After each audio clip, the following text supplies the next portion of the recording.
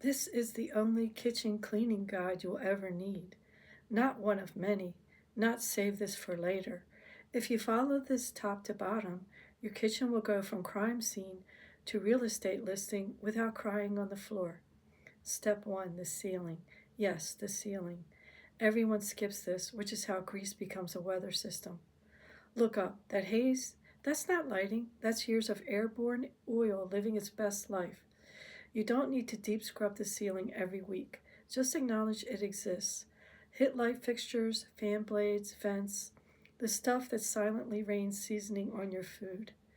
If your kitchen light has dead bugs in it, congratulations, you've built a chandelier of shame.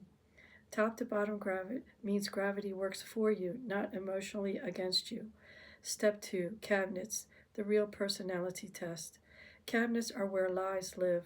The front's easy. The tops, that's where dust and grease got married and had kids. Run your finger across the top of your cabinets, and if it comes back seasoned, that's not patina. That's neglect with confidence. Cabinet handles are touched more than your phone. Clean them like someone else is watching, because bacteria absolutely is. Step 3, walls and backsplash, the splatter zone. This area is basically a food crime archive. Every splash tells a story. That one sauce explosion you blocked out, that time oil jumped like it was alive, that moment you trusted the pan too much. You don't need to soak the walls. Just reset them to a point where you can't identify meals by timeline. If your backsplash could testify in court, it's time. Step 4, appliances. Outside first, always. I know you want to open the oven and emotionally spiral. Don't. Start with the outside, because a greasy handle tells people everything they need to know about your life choices. Stove knobs, fridge doors, dishwasher front. These are the handshake of your kitchen. If someone touches your fridge and immediately wants to wash their hands, you failed hospitality.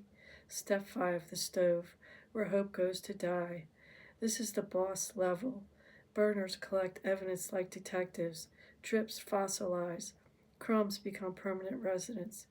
Clean what you can access without disassembling your personality. And here's the rule: if you wouldn't cook on it, it shouldn't look like that.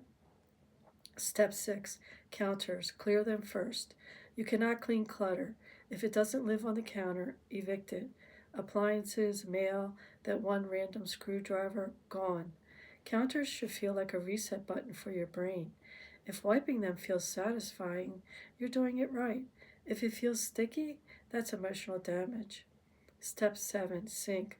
The most used, most disrespected. The sink is not self cleaning. I don't care what you believe. Food particles collect. Water spots judge you. The drain has seen things. If your sink smells bad, your entire kitchen is lying to you. This is non negotiable. Clean it like guests exist. Step 8, inside appliances. Only what matters. Fridge first.